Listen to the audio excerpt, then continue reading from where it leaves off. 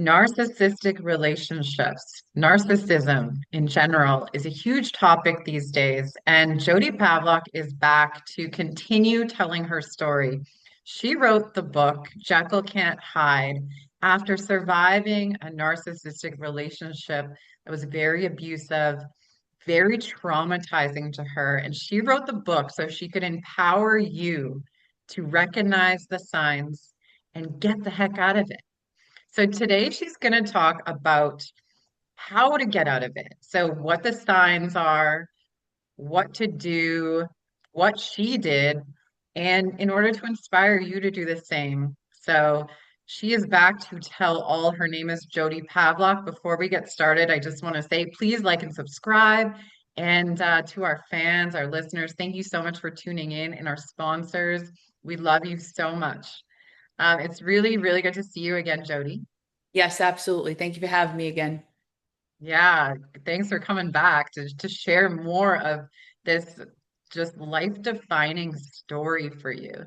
It's an incredible story, and as you tell it, and I go back and listen to the last episodes, it literally feels like a movie. Like it literally feels like a movie in the way that you tell it, and the relatability of situations in my life where I've gone through similar things. And before we started talking, we were talking about how every one of these relationships is essentially the same, just has Yeah. a different background, different lighting, different people, but it's still the same. So I would love to ask you about the journey of getting out. So if you are ready, can I ask you the first question? Yes, absolutely. Go ahead. Amazing. So when did you first realize that it was narcissism? And what were the red flags that stood out the most for you? Most clearly, like in hindsight, to look back, what were the very first red flags? Okay. Well, I had like very little red flags when I first met him. Like he just had a big personality, and especially when he would post on Facebook, it's like, "Oh, I went to Punta Cana and I made this much money this weekend and I won this much in the casino." There's a lot of constant validation. So it wasn't anything insidious or hurting anybody. So that was me making excuses for him for these little red flags that narcissists usually do with the validation and stuff. So that was more in the beginning. But when it became the abusive part, the devaluing stage, it was probably about almost 3 years into the relationship, which is not usual. It usually only takes him a couple of months to drop like something this big. And as I depict in the book, I went to Miami. He obviously got aggravated because I had a photo shoot to do, but that was the whole premise of the trip, and I wanted him to be a part of it. He didn't. He lied and said he was going to take a nap in the car. He went to the bar and got drunk. And when we got back in the car, he absolutely flipped out, like total bipolar. Get the F in the car. And he never talked to me like that before. And I'm thinking, oh, he has a few in him. Like, wait, what are you doing? Like it's 5 o'clock Yeah. at night, And we got in the car and he was punching the ceiling. You effing CUNT, you bitch, you whore, you this. And I was just like shell shocked. I'm like, what the hell is this? And he's going like literally 100 miles an hour for 45 minutes straight. By the grace of God, we did not crash. I mean, I was having a panic attack, crying hysterical, begging him to stop, and begging and pleading, God, please let me get back safe. Please. I do not literally know what's going on right now. So obviously that was the first time he was unhinged, is my famous word I like to say, because that's what they become. And then when we got back to the casino, he kept going and going and going, and cursing me off, and nobody helped me. And that's one of the first times I saw the narcissistic black eyes, where I literally saw it. Because when he was driving, I didn't even want to make eye contact with him. I really didn't. I was like scared shitless, Yeah. and it takes a lot for me to be scared. So it was just otherworldly. And when I seen that, then we got back to the room, and until he passed out drunk, I called my mom hysterical crying, just trying to make sense of it. So that was my first like shell shock moment, between the cursing, the devaluing, the putting me down, and just acting like ludicrous, and then the Yeah, drinking. ruining your moment. Like that was a big moment for you. You were on set, or it was an acting gig, right? It was like a very big moment for you. It was Yeah, I was, modeling or acting, yeah, for right? modeling. And Yeah, I like was doing. he was taking that away from you. Yes, and Crazy. I didn't realize it then, but that's a thing with narcissists. The light always has to be shined on them, and if you take any of it away from them, even it's not like I was like doing this huge movie with Adam Sandler and there was tens of thousands of people's around me. It was just me, and we're just changing outfits and doing photos for the book or whatever. And he got mad at that. Now I understand it. When I was in it, I didn't. But again, I always wanted to include him in everything, and he wanted no part of it. And I didn't understand it. And I was like, oh, and he already knew. Now that I think back to it, and I talked to my therapist about this, he already knew he was going to ruin the day for me because I know he purposely left his phone in the casino where we were staying 45 minutes away. That's number one. Number two, he made me nervous because he did not want to come upstairs and knew I had no way of contacting him. And number three, he knew what time I was going to be downstairs, so he purposely was not there to put panic in me, make me walk on eggshells. I did not realize I was trauma bonded at that time. And I stayed compliant because that's how I was back then. And then he came to punish me. And that's what he continued to do.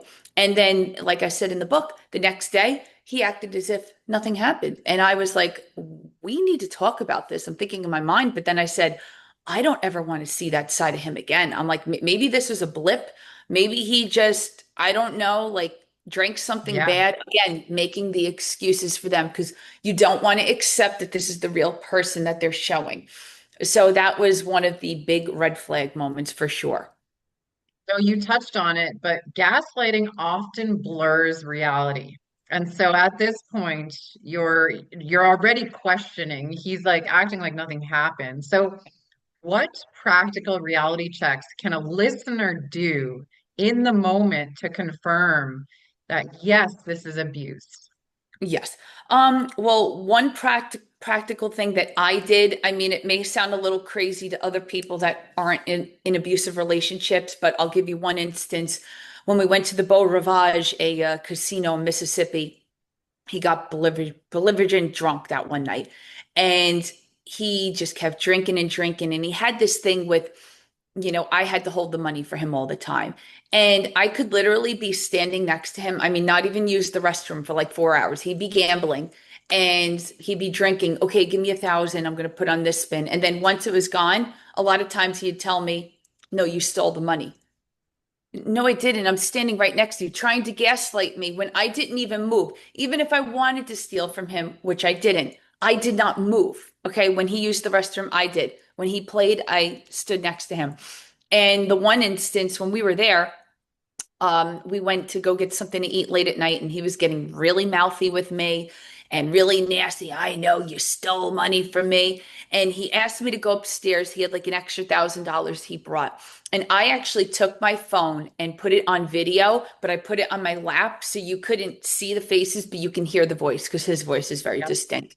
And I said, okay, Frank, this is the $1,000 from the room in the safe. He goes, okay, in his drunk voice. And I said, I'm giving it to you now. It's 11:42 p.m. If you lose this, there is nothing left in the safe tomorrow. So do not tell me that I went and I blew it. I'm giving it to you now because you told me you choked me out if I wouldn't give it to you because I only had the code. He made all these stupid rules and stuff. So I gave it to him. Of course, he went to the roulette wheel. He blew it. And he blamed me, of course, for losing. So the next morning, he did exactly what I said. Where's the $1,000? I said, I gave it to you last night. No, you did it, you effing bitch. So I played him the video. What are you doing? Recording me now? I said, oh, so you're admitting. I said that I gave you the $1,000 and you blew it. That's a lie. That's a lie. That's from another time. Gaslighting at its finest. I said, it's time stamped, honey. You can't see the face. I said, but only one person has your voice. So again, that's another form of gaslighting. It's sad when you have to get to that point, of filming or taping a conversation. It's really more for validation for yourself because they're always going to deny, deny, deny, deny. They're Yeah. never going to admit their wrongdoings. They're never going to admit, oh, maybe I was a little too drunk. I don't remember. They don't do that. That's not in their world. Everybody else is the problem but them. So that's what I would do. Make a journal, make a note what incident happened, how you felt, what were the words spoken, What do you think triggered them? Little things like that. And then if you keep seeing a pattern of this happening for a certain amount of time, or it can even be a stretch of time, you can tell like if this is really a narcissist. Right. So when you finally said enough is enough, and I know we talked about the trauma bonding and how difficult that is, and there's no judgment at all for anybody or for you in this because I know what it's like as well. So leaving can feel scary as hell, especially with that trauma bond. So what happened in your mind to actually allow you to like move from fear to this firm decision that I'm leaving? Yes. Well, I technically left him twice, and I felt the same both ways, a little bit different each time. The first time I thought it was just an emotional affair and I've had it. And the second time I knew that was the final goodbye. I shouldn't have gave him a second chance, but I did. But what led up to it, which most of the time this happens, it usually just doesn't come out of anywhere like you're going to leave them. It has to be something leading up to it, whether it's a big blowout, the silent treatment. What my ex Frank did was, I'd say in August, we booked the wedding. And then maybe a couple of weeks later, he started getting really distant. And that's when he was going to Atlantic City by himself, one of his friends, because I was getting root canals done and I couldn't afford it. And instead of just going with friends and enjoying the time, he spent that time to pick up old women, where the mistress comes in. And as soon as he met her, and I didn't know for 4 months, I saw a change in his behavior. He wasn't talking to me. He would take naps on purpose just not to talk to me. He stopped wanting to have sex. And then once he didn't want to eat my food, which is like, he could say all he wants about me, which is obviously all lies, but I'm a fantastic cook. And like, what do they always say? Into a man's heart is through their stomach. You know, I always made him gourmet meals. And for him to be like, no, I'm good. I picked up White Castle or hot dogs. I don't want your short ribs. Like, what? Like, what the hell's going Mm. on here? Yeah, And that's it crazy. just, yeah. Listen, I'm not saying every man's like this, and sex is obviously not, the most important thing. But when you're in a relationship with somebody and you have, let's say, a routine with them, when you go without being intimate for 4 months, you know something's wrong. Okay. And Oh, especially I know totally. Especially with a how, narcissist who oh, feeds on your giving him validation through sex. Like, exactly. And I noticed that that time frame, he was becoming very nasty with me. That little bit he would talk, and I would try so hard to have communication and stuff with him. So that kind of all built up. Then when I found out, when I thought it was an emotional affair, when I tell you this can happen to other people, I'm a Gemini, so I got that other flip side to me. I did not even recognize myself when I found out, because I found out the night before, as I put in the book. I purposely waited until the next day he was at work and called him at breakfast to tell him I know, and called him every name in the book and screamed and said everything I had to, because I was scared for myself if I did it in person, because mm, the anger inside me, and just, I've never screamed at somebody like that before and had such rage, and I'm not that type of person, and I don't ever want to be that person again, and nobody should make you get to that level. But this is, 9 almost 9 years of abuse, and then it's an affair on top of it. Come on, man, how much can one person take? So I had a big blowout fight with him, blocked him right away. That was very hard. Oh my God. And they say you go through withdrawals. Let me tell you, you do. I know it sounds stupid. I don't do drugs. I don't drink, so I wouldn't know what it's like, but you shake, you tremble, you can't eat, and you can eat a little. You don't sleep. You have ruminating thoughts, and you just, even though you don't want to be with them, there's still a part of you that loves them, but you ended it. So you're at odds with yourself. And then it's hard because of the trauma bond. It's like the person who causes harm is also the person who soothes you. So now when you leave, he's causing harm. Well, I want him to soothe me now. No, we can't do that anymore, Jodi. We left him. So these are the thoughts I had to tell myself. And don't get me wrong, the first and second time, I never had any urge to call him. I never unblocked him. Um, nothing like that. And I know other people, it's harder because on average it takes somebody about 7 times to leave for good, which is seven too many. But it took me twice.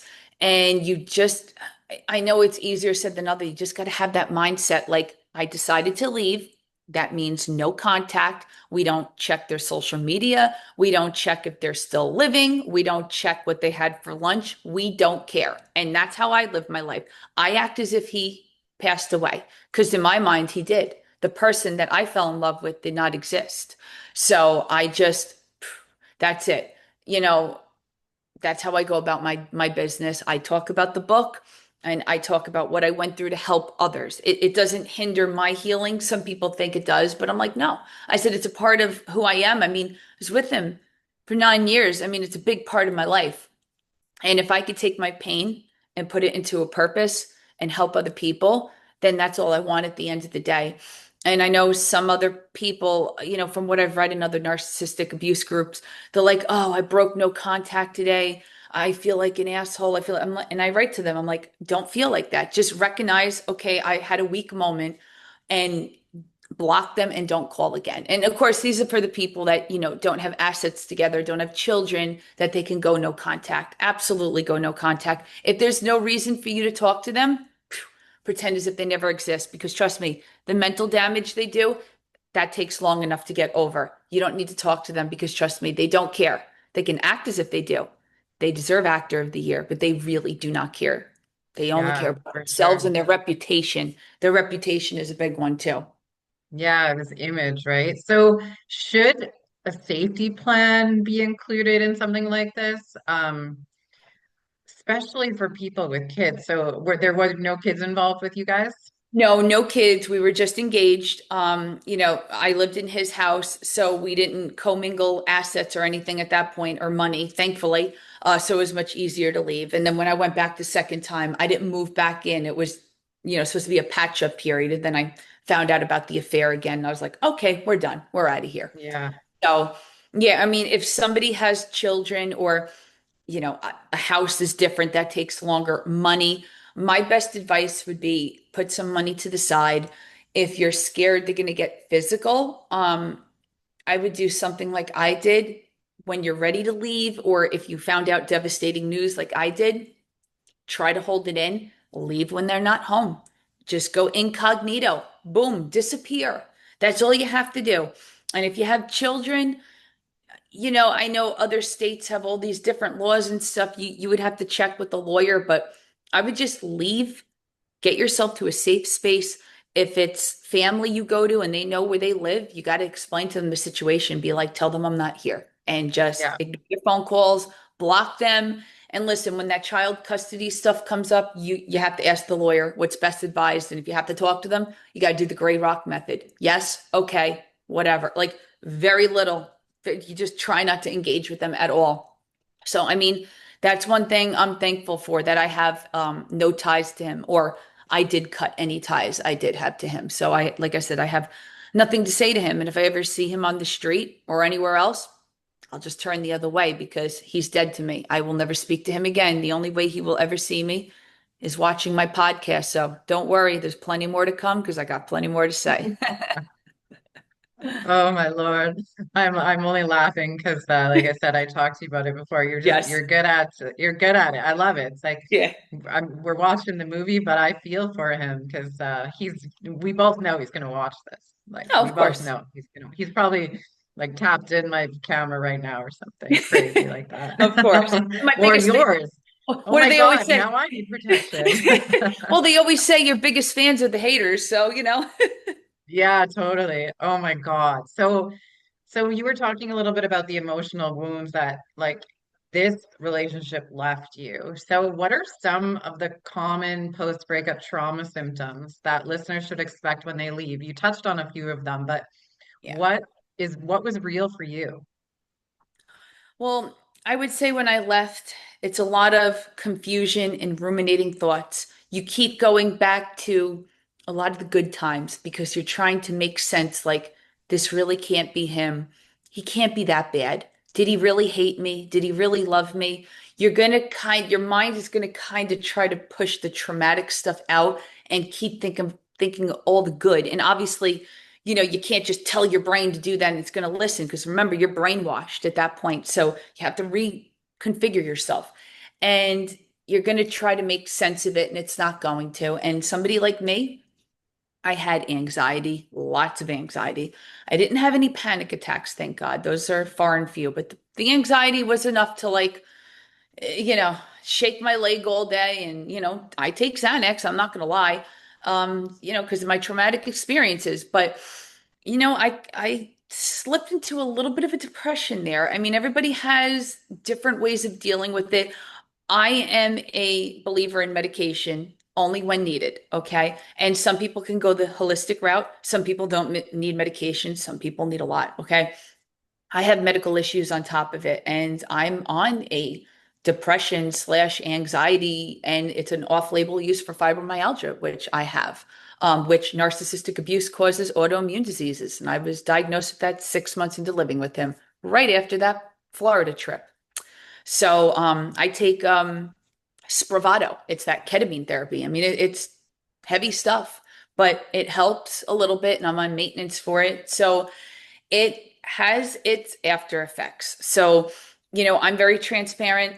I know I like to say the jokes in there to make it a little light sometimes, but with this stuff, obviously, everybody's going to be different. Some people can just bounce back in like a couple of months, and they can go out and date right away, and they can kind of push it away. God bless. I'm just wired a little differently. It really took a toll on me because I really thought I was going to wind up with him. And I'll be honest, if I didn't find out about the affair, and if he behaved a little better, I hate saying that, but it is like a toddler mentality they have, I probably would have stuck around because I loved him that much and I was that trauma bonded. So you put all that together, everybody has their breaking point. So you know what? I thank that mistress. I thank him for having that affair, because that was the final straw to make me leave. Because that's what was meant to happen. I really believe everybody has a purpose in this life. I was meant to be with him for a certain season, and he was my biggest lesson. But I will be making the biggest lesson out of my book for others in these situations, to get out and don't stay as long as I did. And if you do stay for a certain amount of time, don't beat yourself up. Just do things that make you feel good, and just know that some days are going to be better than others. When you're having a bad day, if you feel like staying in, and I don't want to say self-isolate, but you just want time to yourself, stay in. If you don't feel like cooking that night, go order pizza. And sometimes you're going to have your friends push you out. Like, say, no, I want you to come out today. I haven't seen you in a week or two. Really rely on friends and stuff. Get out, go to a movie. You can even look at old pictures of you and your ex and make fun of them. I mean, whatever makes you happy. It's just getting out of that mindset. So, I did a lot of things after I left him. Like, I have my regular therapist. I seeked out a narcissistic abuse specialist therapist. I always get tongue-tied. And she really helped me with the whole narcissism world. And I also just took a course on narcissistic abuse recovery coach. I'm certified in it now. So now I know about living through it and also the psychology behind it, which is just mind-blowing. But you have to just beat to your own drum. If you're not feeling like you're making enough progress, then ask your doctor, hey, do you think this anxiety medication would help for a little bit? Do you think this depression medication might help? There's no shame in that. Whatever works for you works for you. And again, I was never on depression medication until this happened. This is very traumatic for me. This was very off-putting. I mean, my whole life was him. It was him, So, and I've accepted it because I chose this life. I chose to leave him, not once, but twice. So I knew it was not going to be an easy road, but I'm a doer. I don't sit back. Have I cried? Oh my God, a million times. Do I still do? Not that often, once in a while, but it's just more of what I lost, but it was something that I should have never had in the beginning because it wasn't real. It's like a fake jackpot. They give you this box and you're thinking there's this jackpot of money, and it's a gag gift, so you got to like reconfigure your brain and just say, listen, I wasted this much time. It is what it is. Let's take it as a growing lesson. Let's help others and move forward. And that's what I do. And the best thing I do is keep myself busy. My real estate, the acquisitions, the book, the podcasts, go out with my friends. I do what I want when I want. I don't have to answer to anybody. I finally got my own apartment, something I never thought I would be able to do on my own because I was always told, especially by my ex, I'm never good enough. I'm a loser. I don't make enough money. Really? I got my own apartment, something you said I could never do. He always said I'd never make it without him. I'm actually doing the best I ever have since I left him. So, that's just the way it Beautiful. goes. Karma comes around. It does not forget. Yeah, well, you're thriving because you were pushed in order to do that. Yeah. Yeah, your body was definitely stuck in fight or flight. And I think that's one thing Yeah. for the listeners to know is that you're going to leave, but your body is going to be still stuck in fight or flight. So what that means is your whole entire system is like tense. Yeah. And once that starts releasing, you're going to cry and you're going to laugh and you're going to go through all these somatic responses because your system, once it starts feeling safe again, will slowly unravel. But Yes. that process takes a lot of time. That does. My therapist actually got certified. I think I'm saying it right. EDMR therapy. I think I'm saying it right. So they say that really helps release stored trauma in the body. So I'm probably going to be doing that next. Because like I said, I'm pretty much right here with the healing up there, but I know I have a lot of unhealed trauma still sitting in me. Like I could feel it. I don't know if that makes sense, but it's Oh, like I want it to does. release it. Like it's the weirdest thing because it's like we all know our bodies, right? And for me, I tense up. I hold on to things and I don't know how to let go. My brain does. My body doesn't. And it's with a lot of things. It just doesn't know how to it's Yeah, it's a very difficult thing to put into words. But like I said, there's always different forms of therapy. I mean, I exercise. I got to take it easy with my back and my medical issues and stuff, but I just try to do positive things. That's the most important. And you got to, surround yourself with positive people, people who aren't going to put you down and say, I told you not to stay with him too long. I told you he was a yeah, loser. I told you he was a womanizer. That doesn't help. They're supposed to be there for you and help you on your healing journey, not put you 10 steps back. So that's very important too, because I know there's a lot of negative people out there. So find a good unit. absolutely. Yeah, for sure. And once you open that like healing box, you start to unwind and like even for me, like I've been through quite a lot in my life. I spent a decade in recovery. I literally cried on the weekend over something that happened when I was 14 years old that I thought I was way over. But this stuff, especially for women, gets trapped in our hips. So once you start working on that part of your body, all of these emotions are going to pour out of you. And some of them you're not even going to know where they came from. But there is a lot of power in healing in that way. And a Yeah. lot of the emotions, like you said, you're holding on to them in parts of your body that are causing you disease. So hopefully when you start releasing those, your symptoms will go away and maybe you can even, slow down on the meds one day, but who knows? But for anyone out there, like there's a lot of trapped things in our bodies that are Yeah. wrecking havoc from traumatic experiences, especially if you're walking on eggshells every single day. That means your body was completely locked up every single day. Yes. And then Absolutely. learning to breathe again. Yeah. So this is a question. I don't know. When Sure. do you think it's truly safe to start dating again? Like, how do you start dating again after dating or after like narcissistic abuse? What would be some of the green lights? All right. Well, number one thing is everybody's different, especially their healing time. You have to feel comfortable enough at least to start entertaining the idea. I could tell you one thing, your guard's going to be way up, and it should be. It should be because the dating world, crazy, crazy. So you have to. And there's narcissists Yeah. everywhere left. I feel like I'm like narcissist, cheater, liar. You don't want to be so like, like an FBI agent, but listen, your intuition is your best friend. And let me tell you, because there's so many times my intuition was dead on with Frank, my ex, and I did not listen. Your body tells you before your mind does, because the heart wants what it wants, but the mind, yeah, that's another thing. So I would say go with your intuition. If something doesn't seem right, cut it off. Don't bother.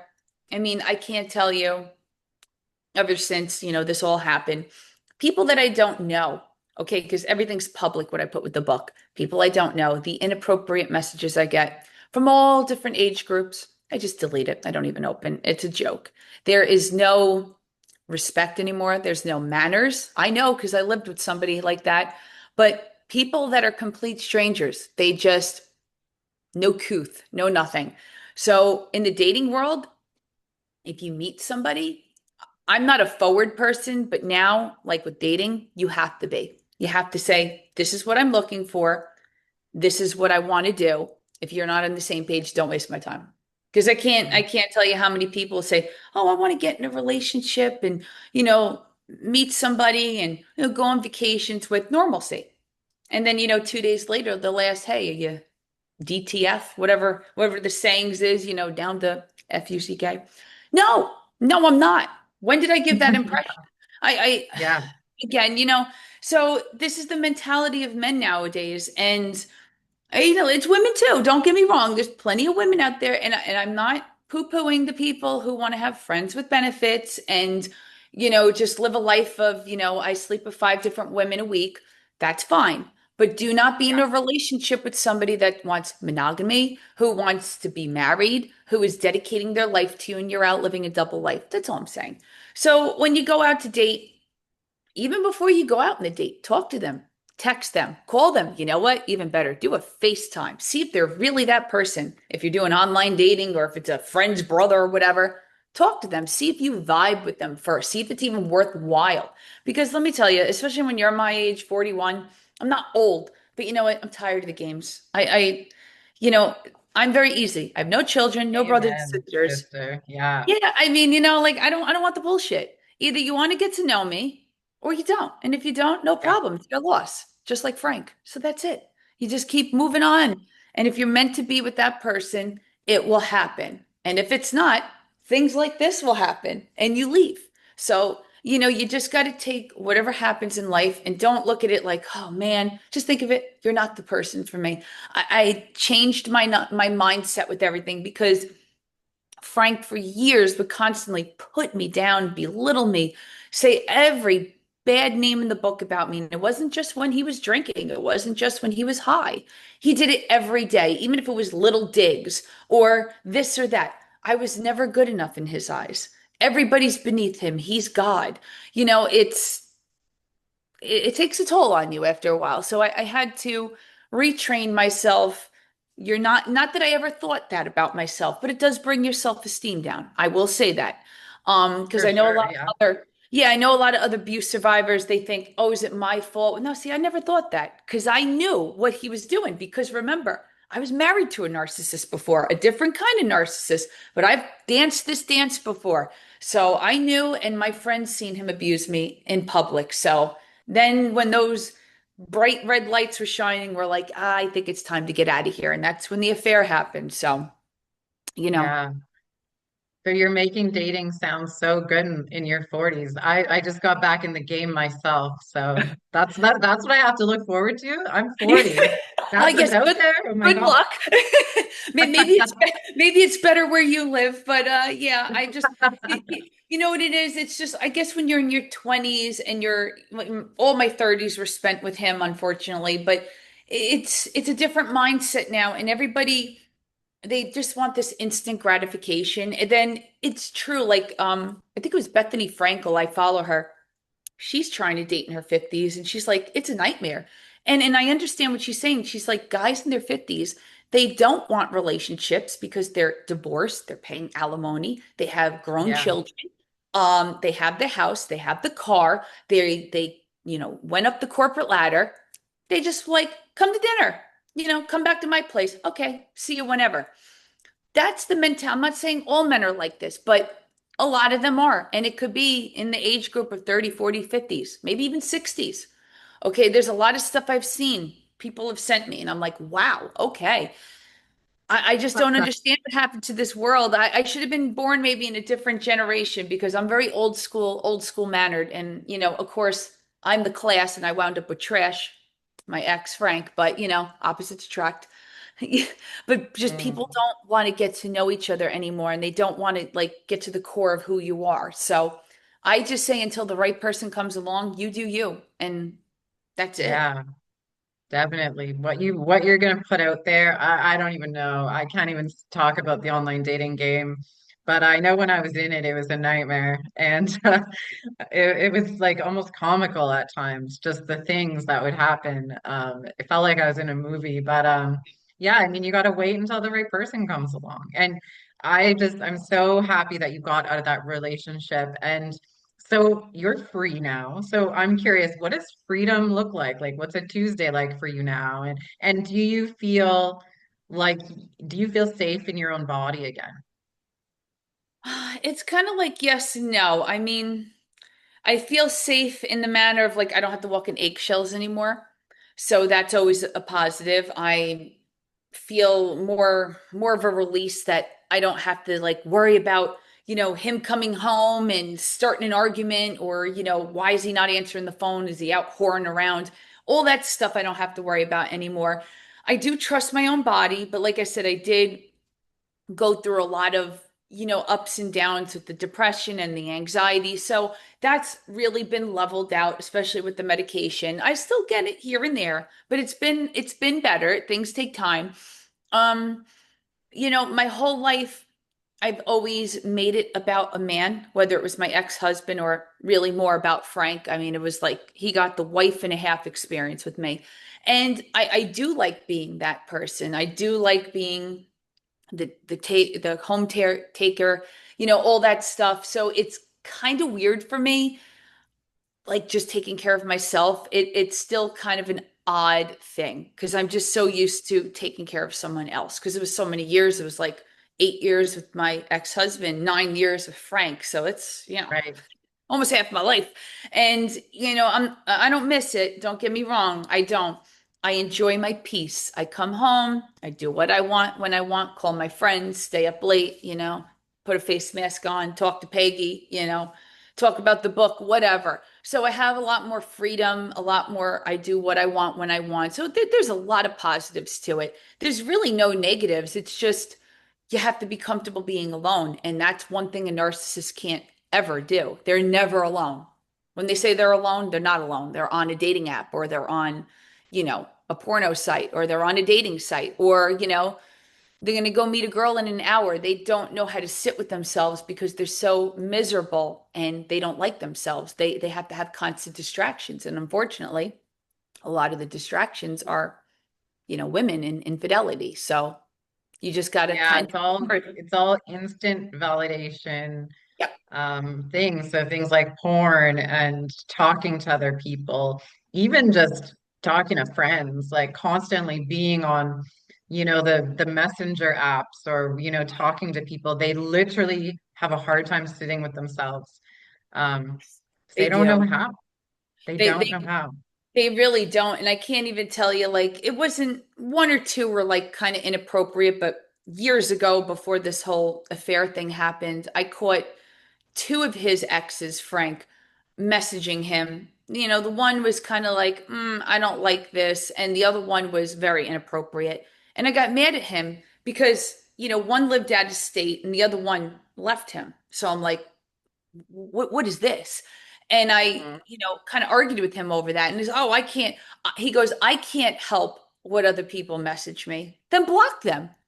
I'm your fiance.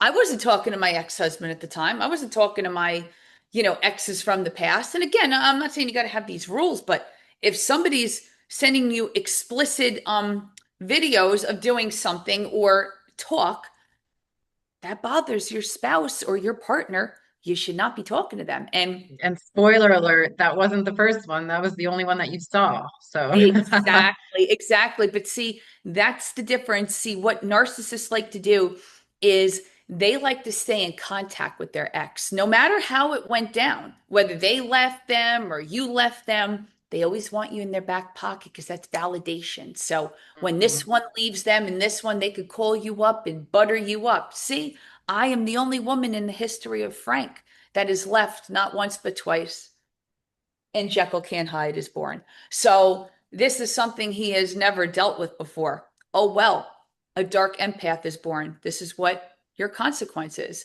And again, it's not about punishment, it's about empowerment. You put me through hell. I don't want other women to go through this. I want to help them, and I'm here to help them not make the same mistakes I did. So you got to just take the bad and make good out of whatever you can. Where do people find your book and where do they get your help?